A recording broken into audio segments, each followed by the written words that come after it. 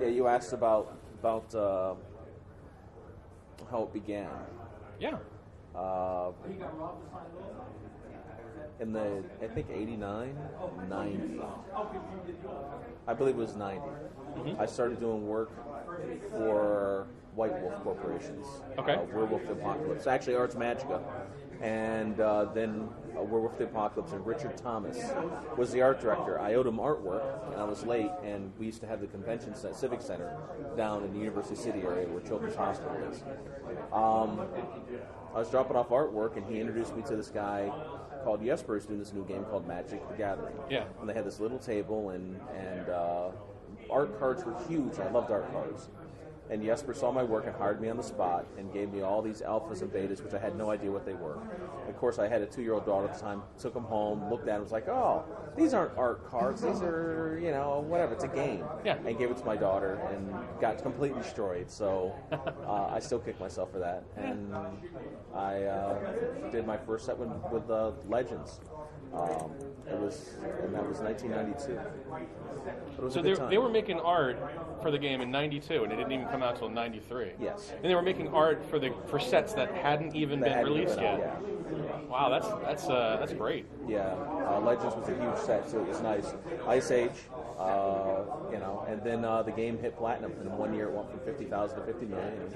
Yep. I eventually became an art director with them through Doomtown. Oh, okay. So from 97 to 99, I was an art director for the Doomtown click and card game under Wizards. And long story short, 99 was not a good year, and I got kind of blackballed, laid off, and divorced all within 2 months. Dropped my name, Bryon Wackwitz, and started calling myself Mutt. And had an old airbrush from back in the 80s and started airbrushing shirts and built up a store. So now I currently have a store right off of South Street where I airbrush, and it's an art supply store. But I find myself now going back to doing fantasy artwork with the Gathering book. Yeah. And Jeff Mangus is amazing, and he inspired a lot of his artists to redo the work. So, and then being called here, this has been, like I said, a phenomenal. You got to understand, tournaments 20 years ago were different. It was a bunch of broke college students and kids who they didn't appreciate their artwork. They if you had a card that was winning, they wanted your print simply because the card is winning, not because they appreciate the art. Now I have people coming that the card is useless, Urboard, and they're like, I love your artwork on it. I love the artwork. I love Pendlehaven. I love the artwork. I love this. Could you please, sign it? Could you please this? And it's humbling and amazing. Mm-hmm. Well, the great thing about the game is, especially in the beginning of the game, people didn't know what they were doing, and so they might not know that Pendlehaven got the power card. You should be looking for like Black Lotuses, but Pendlehaven still, I could see it's great. And each card has that ability to be nostalgic for someone. Oh yeah, absolutely. And the art is just such a great part of that. Well, I as an artist, it's a different take. So. Personally, the worst artwork I ever did was with Legends. I'll just be completely. That's why I redid Urborg for the Gathering book, because I want to see what would I do with it now that I actually learned something, as compared to 20 years ago when I thought I knew everything and didn't really know anything. Right. But yeah, no, it was an interesting experience. You gotta understand, I was airbrushing before this, so I did stuff for all the stuff I did for Ars Magic and Werewolf were airbrushing acrylic, and then here it is, Legends. I'm gonna paint like the Hildebrandt brothers, my heroes. And you'd never painted oil before. And never painted oils before. So, ambitious. And stupid, foolish. But when you're 20 something, who is it? Uh-huh. And did it, and you'll be seeing more work from me, more oil painting. Whether Wizards will ever use me again, but I'll definitely be painting. So great. Yeah, well, I've got guys like Jim and Donato and all these other guys that I know. Uh-huh. And I'm looking at their artwork going, I'm so envious. What would you say is your most successful? Like, which piece of art are you most proud of for you? Believe it or not, with alliances, I started to actually come to my own with how to paint in general with alliances, and you're figuring stuff out and pushing oil around. It's completely different acrylic. It's completely different anything else. And I think I did the Kildorian Scouts. This is one of the cards right here. Yeah. Oh, I mean, if you you can really see the growth in your oils. I mean, with Urborg you have a lot of motion in the card, but it's kind of raw, and you have it's all over. You have much more control with this image. So I can really see it. Yeah, it was fun. It was very fun. So hopefully I'll be able to surpass what I'm doing here in the newer stuff, and keep because I'm an emotional artist. I like to capture the feel. So realism, if I want realism, I can get a camera. Or I don't mean to, pardon the expression, I don't want to appear like all these digital artists that are, they're beautiful stuff, photorealistic, no soul, no feeling, no anything in their fingers. Right. So I'm kind of old school. So, I mean, I have to admit, you have a lot of young guys that are amazing. Make me kind of frightened. Yeah. I've talked to a few of the younger artists that they came out of art school digital, and they got hired for Magic Digital, and now they're like, well, I want to try oil too, so they're going through the same sort of thing. And they can do this with oil. Yeah, too. yeah. I mean, hey. I mean, I don't know if Jeremy Jarvis is going to accept a work in progress, but you have at LuxCon we got some artists, not only artists that have transitioned, like John Avon, transitioned from all traditional to all digital, and now that his health's improving, he's able to do a little bit of digital, and like Todd Lockwood is doing a couple. Howard Leon, Justin Sweet, and digital, unbelievable. Yeah, just amazing. It's really funny seeing these talents, because I knew Todd way back. Like I met Todd in '93, '94. So Fred Fields, '93, '94. Right. So I'm seeing a lot of these guys. Yeah, they're legends. I mean, they were good back then. But seeing their growth has been amazing. RK Post, seeing his growth. Oh, yeah. And when I was an art director for the Doomtown card game, actually was a privilege enough to be able to have Todd Lockwood do artwork for the set and these guys. So it's interesting. I keep up on them. So seeing what they're doing now, and oh my God, like, wow. So I've got it's a nice... It's not a competition, but it's a nice goal to set for myself to try to be able to paint as well as Todd. Well, you want to surround yourself with excellent people, which encourages you to be excellent. Yeah. Since you started in '92, before the game even started, what was it like once it actually came out? Did it get just crazy for you? I'll tell you a story of the first time I saw sales. I can understand I had no idea what this was. When Jesper assigned the card art to us, it was a sheet and it would say Pendelhaven. It's a legendary land. It's the land of the elves. And it's good. Or Urborg, it's an evil land. Okay. Wow, that leaves it open. And, you had all this amazing creativity that was going on. But there's a guy named Joe Kaiser, I'll never forget, who called me up and he said, I understand that you're doing artwork for the game. He said he played the game and wanted to take me to some comic book store for the grand opening of Legends. And I'll never forget sitting down at the table, signing autographs. Legends came out, and there was a fist fight about 5 to 10 minutes in because they had sold out of all of the boxes. And two guys were fighting over the last box. And it was literally a fist fight, and it was, I remember smiling like the cat that just ate the canary, and I got up and I started dancing. I started singing "I'm in the money." Because you got to understand, they paid us $50 cash and then royalties, so we had no idea. Right. Yeah. Like, this thing could have flopped. Here it is. Oh well. I want to break into the field. I guess $50 is okay. Mm-hmm. And that's why I think a lot of the artwork was like, I can experiment with oils because it's $50. Yeah. I would never think that it was going to hit platinum like it did. I mean, holy crap! And it would be nice if it was still royalties. Apparently, it's a flat fee, and I'm kind of responsible for that. So, yeah, I'm kind of a little infamous. When that was the Germany trip, though. That's when I went to Essen, Germany, back in '95, and between me and you and the camera, a lot of us artists got really arrogant really quick. Like really arrogant, really quick. We thought that we walked on water and turned leaves and the bread, that kind of stuff. And we really were a mediocre lot. When you think about all the artwork, there were some good artists, but compared to the guys like Donato or the book cover artists at the time, we were And but Jesper said, all right, I'm going to make this. I love Jesper. He told, you're going to get rich, stick with me, kid, you're going to get rich. And he cut off who he would use. So it was just those first 49 artists for the longest time. There were no new artists. Right. And because this game got hot, everybody thought, oh, you must be amazing because you're working for this game. And we really weren't. So our heads got big because everybody was coming to us saying, be in our product, here, all these card games come up.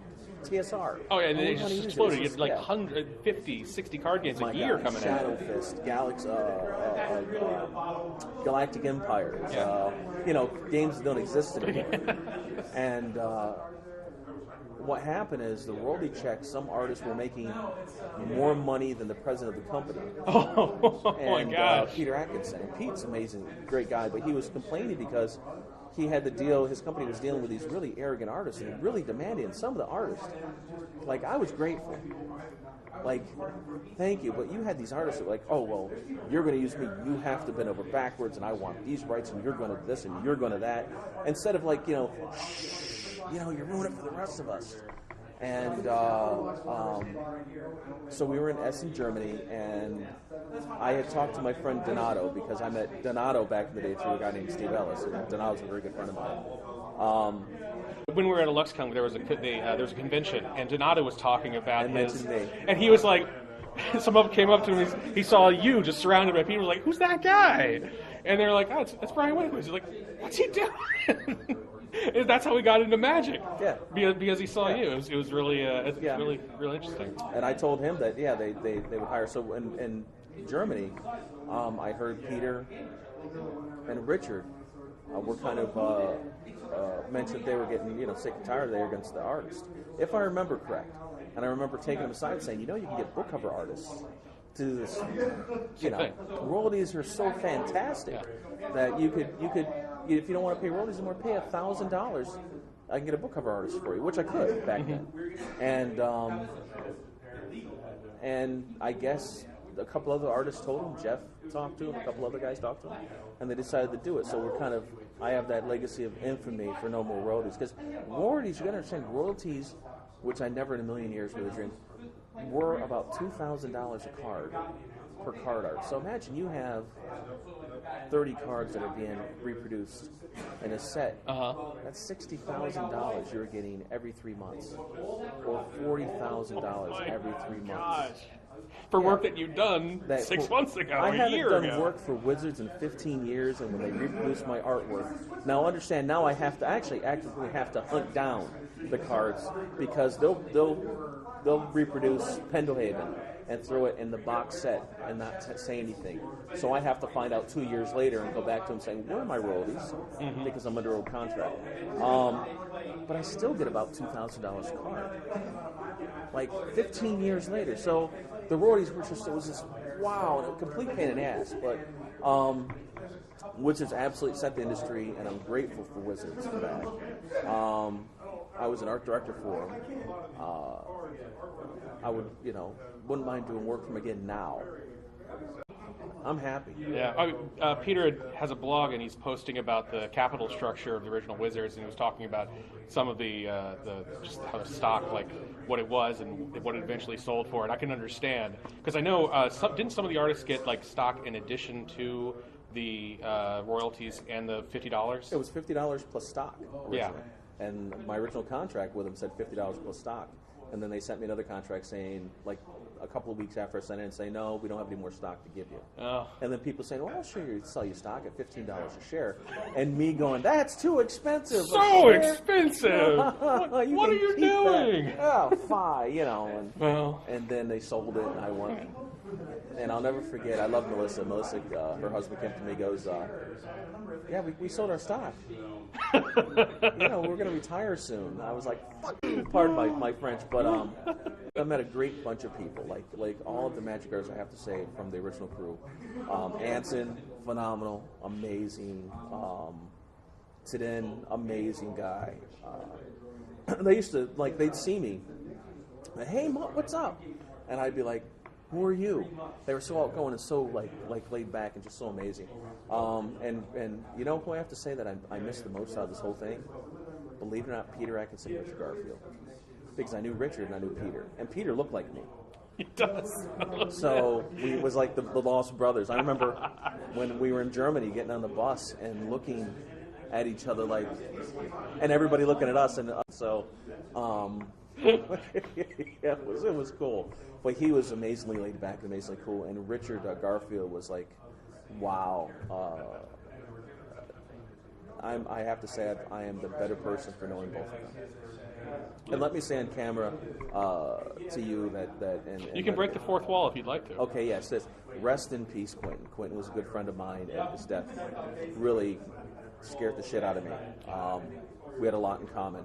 We used to talk quite a bit. So that's the one sadness about this book coming out, that he's not going to be here to be able to see the result of it. So hopefully the rest of us will stick around long enough. Let's hope. It's. You still working in oils? I do a lot now. I pen and ink, acrylic, oils, airbrush. It's really bizarre. When I started airbrushing, I found out that I was amazingly good at it. And the first 3 years of Lot 29 clothing line, that was my artwork people were wearing, and I've done stuff for G Unit. A complete different shift. Like, here you go, like the nerd community, and then I went literally G Unit. G Unit, Genuine, not too Missy much Elliott, crossover. you know. And they're all like in the Missing You video they did for Aaliyah when Aaliyah died. Genuine's wearing this denim set. Well, I painted that. No one knows, but I painted it. So when Missy Elliott went to one of the award ceremonies, that's my stuff that she's wearing. Freeway, Beanie Siegel, all these cats have stuff that I've done. It's awesome. So it's completely bizarre because you're going from one complete life to another complete field. And that's why I stopped using my real name, Bryon Wackwitz. I went to Mutt because people would, when I was airbrushing, they'd be like, "Oh, yo, Bryon, remember me?" Blah blah blah. And I'm a geek. I'm like, "Oh, okay." And I kept giving discounts, and I figured, well, I'm going to start calling myself Mutt. Based on, because I used to have my studio when I was doing magic cards was Mutt Studio.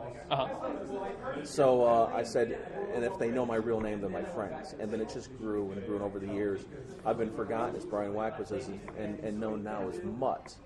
And now I'm coming back out as Bryon Wackwitz again. It's terrifying. You know, hey, I'm not going to do this artwork ever again. You know, not like that. The expectations, the bar has been raised. Yeah, so, yeah. I mean, I'm looking around me here.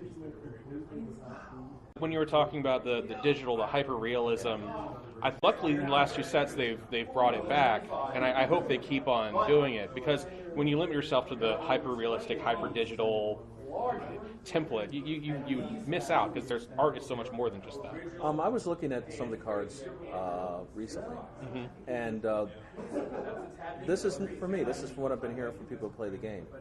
They say that it lacks personality. Yeah. They like the old artwork that we did because it was, different. You'd go from one artist to a complete different style or another, and now you can't tell one artist from the other from the set. And that's, but that's when the guides. I remember when the guides came along, and you had this thick ass guide, and that's when I think Matt Wilson was art directing, and that stuff came along, and it was like, you had to use these colors for this. And let's not forget editors who send you descriptions that are like, and as I was just getting out, that's what they had just begun doing. That like, oh, I want to see a such and such on a shell, and there's two cherubs behind them, and there's a unicorn in the distance, and just very ridiculous. Very specific. Yeah, and what fun is doing that? Right. So I have a feeling that a lot of the guys who are doing art for Magic would do a better job if they were given more freedom.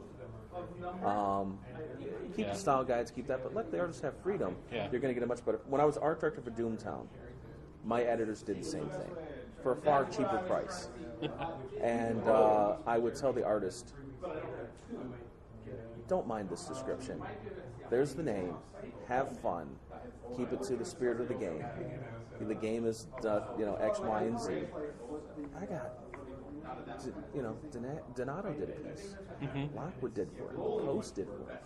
Guys that would never touch a $150 job were doing work, and because it was fun, it was practice, and amazing work in the Doomtown game because of it. So I found that maybe Wizards decided to do that.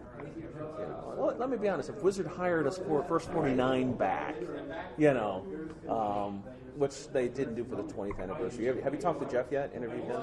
I talked to him at a LuxCon, but it looks like he left before I got a chance. Yeah, he said something I have to agree on, and he said that he was really hoping that for the 20th anniversary of Magic the Gathering, they would have decided to do something interesting.